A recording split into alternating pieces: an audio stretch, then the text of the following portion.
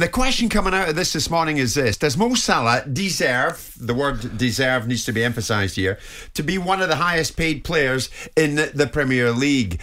Former Liverpool defender Jamie Carragher was talking about this last night on Sky Sports. And what should Salah be paid? This was a topic of the conversation. Should he be paid as much as 400 or 500 grand a week, which would virtually double his salary? This was Carragher on it. Liverpool this season obviously haven't spent money and gone into the market like other teams, but they've given new contracts to all the players. The one yet to sign is Mo Salah. He obviously wants a few quid, and rightly so, and good luck to him. He deserves it. He deserves to be one of the highest paid players in the Premier League for what he's done since he come to Liverpool. He really does. Never injured, and year after year he's top goal scorer. When you pick your all-time Liverpool 11, there's normally there's positions that you think, yeah, he's in. Mo Salah will be in that position when he finishes Liverpool career. He will be in the all-time Liverpool 11. There's no doubt for me about that. So he's never injured and he's always a top scorer. Does he deserve something like that? 400 grand a week? Maybe as much as 500 grand a week? Is this what we've come to, Simon? Well, tragically, yes. I mean, Jamie is right on one respect that you have to draw a parallel between what others are getting paid and what he should get paid in comparison to what others are getting paid, i.e. players that are playing in the Premier League that are getting more money than he is and doing a level either less than he is or comparable. The tragedy that we've got to is that the level has been reached now that we are talking about not a few quid more, to use Jamie's analogy. We're talking about a Brinks-Mac van load of money every single week delivering these players their wages, because we're getting into the territory where, you know, we're throwing these figures around of £500,000 a week quite casually, and you know, we're talking about a footballer earning £26 million a year, which is one footballer earning more than probably most championship clubs turn over. And you have to look at that and say, well, how does that trend stop? Should Liverpool be the ones that stop this trend and have a King Canute mentality where they're standing in front of the sea whilst everyone else is enjoying the waves, they're telling the sea to go back? You look at the Salah situation and say, OK, what's he worth to Liverpool? What would it cost to replace him? If you have to replace Mohamed Salah because you don't want to give him a pay hike, then you have to bring a player in that probably costs 100 million quid. If you bring in a 100 million quid player, what's his salary going to be? His salary is going to be 300-400 grand a week. A vicious circle. Plus, you're going to have the £100 million layout. Plus, that £100 million is going to depreciate every year. So, over 5 years, you're going to lose 20 million quid every year. So, all of a sudden, that's 400 grand a week in depreciation before you've even got the player that you've signed for 100 million quid salary to consider. So, economically, in this deplorable banana republic economics that football exists in, then it makes commercial sense to entertain these obscene numbers.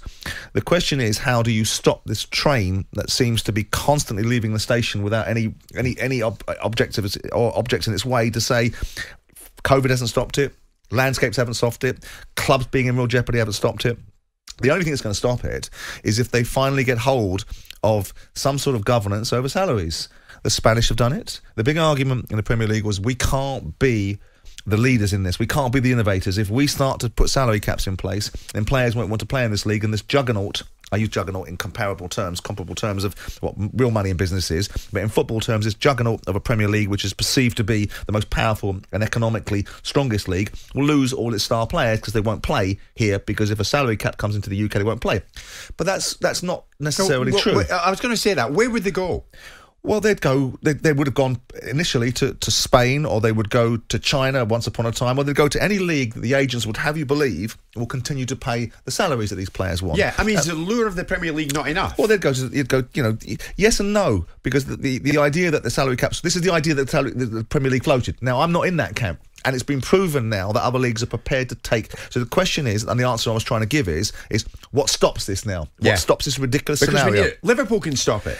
Well, just say no. Well, you know, they can take the Nancy Reagan mentality if they want, but it doesn't make a lot of commercial sense to them for them to do that. They've got to replace the player. They've probably got to hold some ground between what he's asking for and what they're offering, and that's a negotiation. If it's not a negotiation, it's an autocracy. It's not a deal. It's basically someone telling you what they want to be paid, and that's the end of the discussion. I'm sure Liverpool will have the wherewithal to push back and find some sort of horse trade mentality to find somewhere between what he wants and what he doesn't and what he's going to be given. But we're in a situation, Jim, where we can sit there and we can say, I mean, I think it's got to a level now where it's obscene. Yeah. I think that no player. Oh, I mean, that's been the case for a while. Worth this kind of money. But he's 29, Simon. Yeah. What does that tell us? If they agree to between 400 and 500 a week For a 29-year-old? What does it tell you? It tells you that he's worth £20 million a year to them. That's what it tells you. Yeah. Because otherwise they wouldn't pay it. Right. If they're paying him 400k a week, it's £20 million a year. A little bit more because you've got to pay 12% national insurance contribution. So it's £23 million a year. Mohamed Salah is worth £23 million a year to Liverpool in achievement terms, in value to the team, in economic value, whether it's endorsement value, but predominantly because he's a major component of their team. Now, they're not having to buy him. So they've already bought him. The 37.5 million quid that they bought him for has already been spent and in their minds repaid. So we are now in a situation where you say at 29, is he worth, if they give him a 3-year contract, is he going to operate at this egregiously high level of salary for the next 3 years? Yeah. And there's nothing to tell that he's not. He's fit, he's injury-free, he's of a certain build that probably doesn't determine that he's going to find himself running out of legs anytime soon. So if they put him on a 3-year deal for this amount of money, that wouldn't be something that would trouble Liverpool. Liverpool are doing £500 million a year turnover. So one player at £20 million is 1/25th. So 4% of their turnover goes into Mohamed Salah's salary. The problem with this kind of salary level is it does is it drags the bottom up. Now, I'm all for not pulling the top down and pulling the bottom up in society, but when you're pulling the bottom up in football, you're taking players on £75,000 a week as an average salary because of the effect of it, and then benchmarking it against a 500 grand a week salary, and all of a sudden 75 grand looks like a pauper's salary by comparison. And all of a sudden, next thing is every player moves up from 75 grand or 70 grand up to 100 and 120 grand. And all of a sudden, we've seen it. We saw West Ham's challenge with Kurt Zouma. They couldn't take easily Zouma out of Chelsea's pond because Chelsea can afford to pay him what they want and then drop him in theirs. Right. Now, that won't help the system in the long term, because it means if you Chelsea buy players, in the future, they're going to have difficulty selling these players to other clubs of a lesser ilk because the player hasn't performed at Chelsea because they can't carry the salaries. Sure. So, but it's not Liverpool's job. Carragher's right, Jamie's right to say the kid's got to be paid what he's worth in a bull market. And seemingly, football forever, financially, for player salaries, is a bull market. And it's not a bull market, it's a bear market. So what you're telling me is it's really not in Liverpool's interest here to take any kind of moral stand and say no. Well, it's not their job to fight the good fight, is it? Who are they fighting it for? For the benefit of Manchester United or for the benefit of other clubs in the Premier League, Manchester City, when they will do precisely what they want? So he's going to get what he wants?